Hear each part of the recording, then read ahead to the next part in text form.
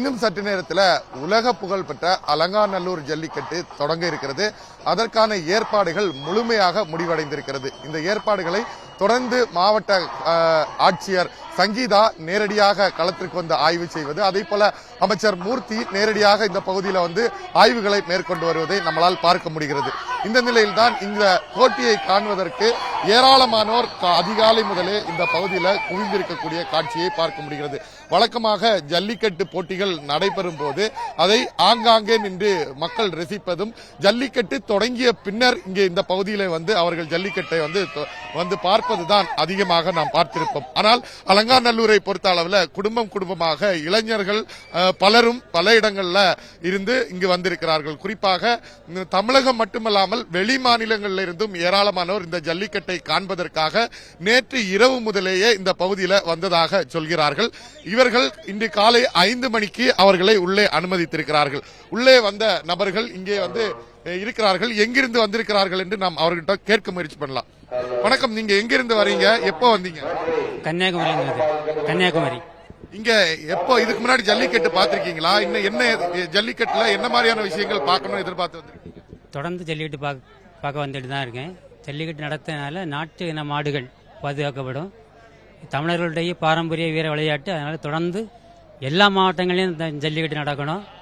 ஒவ்வொரு மாவட்டத்துக்கும் சிறந்த மாடுபிடி வீரர்கள் 10 பேரை தேர்வு பண்ணணும்.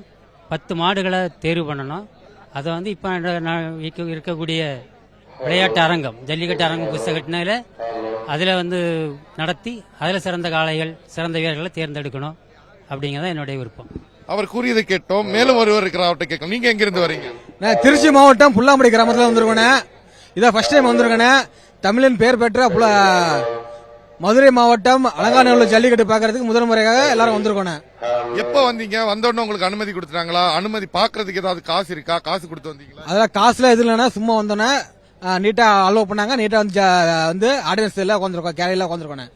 இங்க எப்படி ஏற்பாடுலாம் பண்ணிருக்காங்க? நீங்க இங்க இருந்து பார்த்தா ஜல்லிக்கட்டு காளைகள் வர்றதை வந்து உங்களால பார்க்க முடியுமா? எப்படி என்ஜாய் பண்ணுவீங்க? அதெல்லாம் தெளிவா இருக்குன்னா, தெளிவா பார்க்க முடியுதுன்னா, நீட்டா இருக்குன்னு பக்காவா மாவட்ட நிர்வாகம் பக்காவா பண்ணிருக்காங்கன்னு, அழகா நீட்டா இருக்குன்னு அழகா. அவங்க குறிப்பிட்டது நீங்க கேட்டிருப்பீங்க. இந்த பகுதி முழுவதுமாக தற்போது போலீசாருடைய கட்டுப்பாட்டிற்குள் கொண்டு வரப்பட்டிருக்கிறது. குறிப்பாக 2000த்திற்கு அதிகமான போலீசார் வந்து இந்த பகுதியில் குவிக்கப்பட்டிருப்பதை நம்மளால் பார்க்க முடிகிறது. மேடைகள் இருபுறமாக அமைக்கப்பட்டிருக்கிறது. வாடிவாசலுக்கு இருபுறமாக அமைக்கப்பட்டிருக்கிறது. இந்த இருபுறமும் இங்க வந்து ஜல்லிக்கட்டு ரசிகர்கள் குவிந்திருக்கிறார்கள் என்று தான் சொல்ல வேண்டும். வழக்கமாக கிரிக்கெட் போட்டிகள், அதே போல பல்வேறு விளையாட்டு போட்டிகளை காண்பதற்கு தான் இது போன்று ரசிகர்கள் அதிகாலை முதலே வந்து குவிவதை நம்மளால் பார்க்க முடியும். ஆனால் அலங்காநல்லூர் ஜல்லிக்கட்டை பொறுத்த அளவில் ஜல்லிக்கட்டு போட்டியை காண்பதற்கு ஒரு நாளுக்கு முன்னதாகவே அலங்காநல்லூருக்கு குவிந்த மக்கள் தற்போது ஆர்வத்தோடு ஜல்லிக்கட்டு எப்போது தொடங்கும் என்று எதிர்நோக்கி காத்திருக்கிறார்கள். இவர்கள் எதிர்நோக்கி காத்திருக்கக்கூடிய ஜல்லிக்கட்டு இன்னும் சற்று நேரத்தில் தொடங்க இருக்கிறது. அதற்காக மாவட்ட ஆட்சியர், இந்த பகுதியினுடைய அமைச்சர் மூர்த்தி உள்ளிட்ட அதிகாரிகள் இன்னும் சற்று நேரத்தில் வர இருக்கிறார்கள். அவர்கள் பச்சை கொடி காண்பித்து இன்னும் சற்று நேரத்தில் அலங்காநல்லூர் ஜல்லிக்கட்டை தொடங்கி வைக்க இருக்கிறார்கள். செய்திகளை உடனுக்குடனும் துல்லியமாகவும் தெரிந்து கொள்ள சப்ஸ்கிரைப் பண்ணுங்க.